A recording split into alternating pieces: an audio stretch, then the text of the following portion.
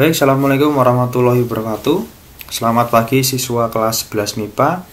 Pada video ini saya akan menjelaskan kalian KD gelombang mekanik, di mana pada KD ini terdapat 3 materi. Yang pertama adalah video ini menjelaskan tentang besaran fisis gelombang, materi kedua persamaan gelombang berjalan, dan materi ketiga gelombang stasioner. Baik, kita akan mulai materi pertama, yaitu besaran fisis pada gelombang. Sebelumnya kita akan memulai dengan pengertian apa itu gelombang. Saya akan berikan kalian ilustrasi, yaitu tetesan air yang menetes pada, misalkan ini kolam. Kita lihat fenomena yang pertama seperti gambar berikut. Fenomena kedua seperti ini, terjadi gangguan pada pusatnya atau riakan. Fenomena ketiga, riakan itu mulai menyebar ke sekelilingnya. Fenomena keempat semakin menyebar. Fenomena kelima juga semakin menyebar luas ke sekelilingnya. Dan fenomena keenam seperti gambar berikut, di mana riakannya sudah terjadi dengan cakupan area yang semakin luas. Dari keadaan ini atau fenomena ini kita bisa simpulkan terjadi gelombang air, di mana pusat getarannya ada di tengah ini yang diakibatkan tetesan air tersebut atau lokasi jatuhnya tetesan air. Sehingga kita bisa simpulkan bahwa gelombang itu adalah getaran yang merambat. Karena titik-titik pada permukaan air yang mulanya tenang ikut bergetar karena adanya getaran yang merambat dari sumbernya. Sumbernya berarti di pusat ini. Sehingga juga kita bisa memberikan pengertian bahwa gelombang itu muncul karena getaran, atau sumber gelombang adalah getaran. Getaran yang merambat ini juga membawa energi, karena pada konsepnya partikel yang bergetar, yang ikut bergetar itu akan memiliki sebuah energi tertentu. Sehingga karena partikel itu yang mula-mula diam dan ikut bergetar yang ada di sekelilingnya, maka dia akan menimbulkan sebuah energi. Next. Selanjutnya kita akan mempelajari jenis gelombang. Yang pertama berdasarkan medium perambatannya. Saya berikan contoh, ada gelombang tali, gelombang air, dan gelombang bunyi. 3 gelombang ini bisa kita sebut sebagai gelombang mekanik, karena tiga gelombang ini merambat memerlukan medium. Untuk gelombang tali adalah mediumnya zat padat, gelombang air mediumnya zat cair, dan gelombang bunyi mediumnya udara atau gas. Kalian tidak akan mungkin bisa bercakap-cakap di bulan, ya, karena bulan itu berisi ruang hampa, tidak ada udara, maka gelombang bunyi tidak akan bisa merambat. Itulah alasannya kenapa kalian selama ini mungkin ada informasi bahwa tidak bisa melakukan percakapan di bulan, karena gelombang bunyi itu memerlukan medium untuk merambat. Next. Selanjutnya ada gelombang cahaya dan juga gelombang radio. Nah, ini gelombang radio contohnya WiFi yang kalian gunakan untuk internet. 2 gelombang ini kita sebut gelombang elektromagnetik karena tidak memerlukan medium. Kita tahu sumber cahaya adalah matahari yang letaknya jauh di luar angkasa, di mana luar angkasa terisi oleh di mana luar angkasa itu hampa, tidak terisi oleh sebuah medium, sehingga cahaya yang merambat dari matahari menuju bumi dia melewati ruang hampa. Maka kita bisa simpulkan gelombang cahaya itu juga gelombang elektromagnet.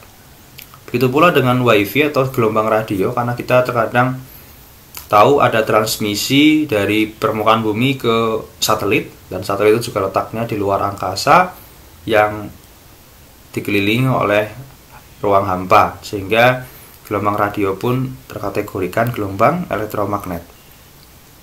Next. Sekarang jenis gelombang yang kedua berdasarkan arah perambatan. Yang pertama ini ada gelombang transversal, yaitu gelombang yang arah getarnya itu tegak lurus dengan arah rambat. Karena arah getar ini naik turun dan arah rambatnya ke kanan atau ke kiri, sehingga bisa kita sebut arah getar tegak lurus arah rambat. Contohnya itu gelombang tali, gelombang air, dan gelombang cahaya itu terkategorikan gelombang transversal. Yang kedua adalah gelombang longitudinal, yaitu gelombang yang arah getarnya ini sejajar dengan arah rambat. Karena arah getarnya ini ke kanan ke kiri, arah rambatnya juga ke kanan atau ke kiri. Nah, seperti itu. Contohnya gelombang longitudinal adalah gelombang bunyi dan gelombang phase seismik. Gelombang phase seismik mungkin ini kalian asing. Gelombang phase seismik itu adalah primer seismik, yaitu gelombang yang terjadi pada fenomena gempa bumi. Gelombang phase seismik ini gelombang yang muncul pertama kali dari sumber gempa dan itu merambat di badan bumi sebelum mencapai permukaan. Next, kita akan masuk untuk mempelajari besaran fisis pada gelombang. Yang pertama ada simpangan gelombang. Saya berikan ilustrasi gambar pertama, yaitu ada gelombang tali yang digetarkan dan kita bisa lihat ada titik 1 ini yang mengalami simpangan Y1. Lalu pada T2 titik itu simpangannya semakin besar. Ya, ini kita sebut Y2. Kita bisa simpulkan simpangan itu adalah jarak suatu titik, ya, ini jarak suatu titik dari sini ke posisi setimbangnya, ke sini. Ya, posisi setimbang dinyatakan dengan garis lurus ini. Simpangan dituliskan simbol Y dengan satuan meter. Selanjutnya, yang kedua adalah amplitudo gelombang. Untuk gelombang transversal yang contohnya gelombang tali ini, untuk amplitudo bisa kita tentukan dari gambarnya, yaitu jarak atau simpangan maksimum titik tersebut. Jadi kalau maksimum, karena ini bentuk gelombang transversal yaitu ada puncak dan lembah, maka puncaknya tersebut dan dasar lembahnya itu adalah amplitudonya. Untuk yang puncaknya maka itu disebut nilainya positif A. Untuk di dasar lembahnya yaitu negatif A. Itu untuk transversal. Untuk gelombang longitudinal, amplitudo gelombang adalah jarak dari pusat regangan ke pusat rapatan atau pusat rapatan ke pusat regangan. Itu pada gelombang longitudinal. Jadi definisi A atau amplitudo adalah simpangan maksimumnya. Ya, jadi kalau transversal simpangan maksimumnya seperti ini. Kalau longitudinal seperti ini. Nah, kita seperti sedang mendorong pegas ke kanan ini ya. Nah, jadi simpangan maksimumnya berarti dari sini ke sini. Selanjutnya, yang ketiga yaitu fase gelombang. Fase gelombang adalah berkaitan dengan simpangan dan arah kecepatan pada suatu titik. Jadi misalkan saya contohkan ada titik B, F, dan C. Nah, ini simpangannya sama. Kenapa? Karena sama-sama terletak di negatif A, BFC. Lalu arah kecepatannya, dia menurut gambar gelombang ini, titik B, F, dan C mengarah ke atas seperti ini ya, sedang ke sini. Nah, maka bisa kita simpulkan titik B, F, dan C memiliki fase yang sama. Begitu pula dengan titik lainnya, kalian bisa memahami A, E, dan I itu juga sefase, B, F, J sefase, C, G, dan K sefase. Karena kalau fasenya sama, artinya simpangan dan arah kecepatan titik itu sama. Next, yang keempat yaitu panjang gelombang. Yang pertama saya akan menjelaskan untuk gelombang transversal dulu. Untuk panjang gelombang transversal dinyatakan seperti ini. Ini adalah satu gelombang, atau juga bisa dinyatakan seperti ini, yaitu jarak antar puncak atau antar dasar lembah. Untuk gelombang longitudinal, panjang gelombang atau panjang satu gelombang ditentukan dari jarak antara pusat regangan ke pusat regangan. Nah, waspada ya, kalau tadi amplitudo kan pusat regangan ke pusat rapatan. Kalau di panjang gelombang longitudinal, pusat regangan ke pusat regangan itu panjang gelombang. Atau bisa juga pusat rapatan ke pusat rapatan.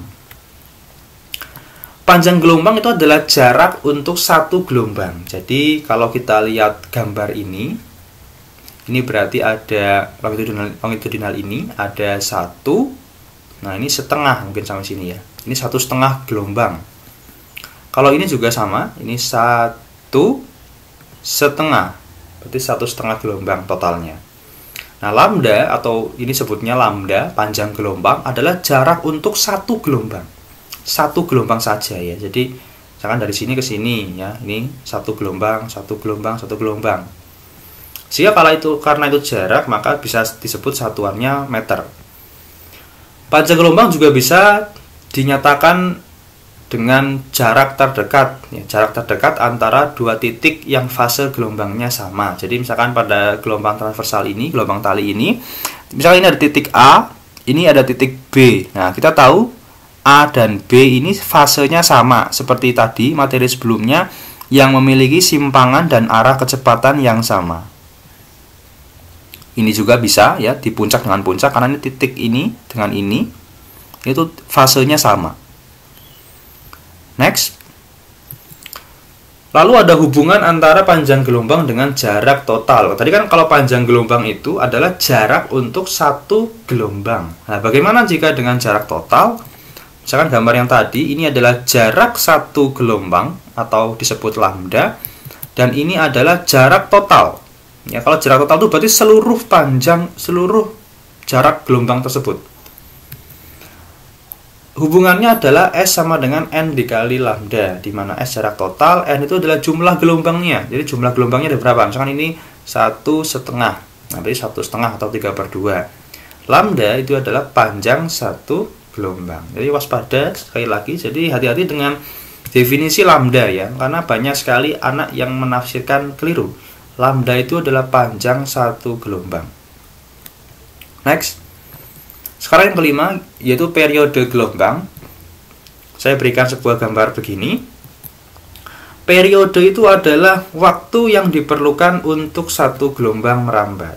Jadi, untuk grafik gelombang, untuk grafik sumbu Y adalah grafik simpangan. Sumbu X biasanya adalah sumbu yang menyatakan waktu. Jika terjadi gelombang transversal seperti ini, maka titik ini sampai sini itu disebut periode. Kenapa? Karena ini menyatakan waktu atau interval untuk satu gelombang. Nah, itu adalah periode. Jika dengan persamaan, bisa juga ditentukan dengan persamaan T/N, yaitu jumlah gelombangnya berapa dan waktu total untuk gelombang tersebut berapa. Jadi kalian menentukan periode bisa dengan dua cara, yaitu memahami dari grafik gambar gelombangnya atau dengan persamaan. Untuk periode satuannya adalah sekon atau detik, satuan waktu ya. Next. Yang keenam adalah frekuensi gelombang. Nah, kita bisa memahaminya dari gambar berikut. Misalkan gambar ini adalah gelombang yang terjadi pada 1 detik. Kita bisa lihat pada gambar yang atas ini gelombangnya bisa kita hitung ada berapa nih? 1, 2, 3, 4 dan banyak ya. Yang bawahnya dalam 1 detik itu hanya ada 1, 2, 3. Nah, ini atau dari sini saja 1 dari lembah ke lembah 1, 2, 3, 4. Nah, ada 4 gelombang. Yang bawah ada 4 gelombang. Yang atas itu lebih dari 4 dalam 1 detik. Nah, frekuensi itu adalah banyaknya gelombang dalam 1 detik. Nah, jadi kenapa gambar yang atas frekuensinya tinggi? Karena dalam 1 detik jumlah gelombangnya lebih banyak. Paham ya? Nah, akibatnya karena jumlah gelombangnya banyak, maka dia akan semakin rapat. Sehingga mengakibatkan panjang gelombangnya kecil, ya. Jadi jarak antar satu gelombang itu semakin pendek. Paham ya? Karena semakin rapat. Kalau semakin lebar, berarti panjang gelombangnya besar, tetapi frekuensinya kecil. Nah, jadi panjang gelombang dengan frekuensi itu berbanding terbalik. Kalian juga bisa menentukan frekuensi dengan persamaan, yaitu N per T, di mana N itu adalah jumlah gelombang, T adalah waktu total untuk N gelombang tersebut. Untuk frekuensi, satuannya Hertz, atau bisa kalian tulis Hz. Selanjutnya, hubungannya dengan periode, karena tadi kita tahu persamaan periode T sama dengan T per N, bisa juga kita simpulkan bahwa frekuensi sama dengan 1 per periodenya. Next. Yang ketujuh, cepat rambat gelombang. Kita tahu bahwa gelombang itu adalah getaran yang merambat sehingga ada besaran kecepatan atau cepat rambat. Cepat rambat gelombang, kita tahu bahwa persamaan yang pertama adalah V sama dengan lambda kali F, karena kita sebelumnya sudah mempelajari bahwa panjang gelombang itu berbanding terbalik dengan frekuensi. Lalu karena frekuensi itu sama dengan 1/T, bisa kita tulis seperti ini untuk persamaan V-nya. Dan juga bisa kita tentukan persamaan V dengan jarak total dibagi waktu untuk gelombang total tersebut. Ini sama saja dengan persamaan gerak ya, di mana V sama dengan S/T kecepatan, jarak dibagi waktu tempuh. Next, ini adalah keterangannya, bisa kalian baca sendiri.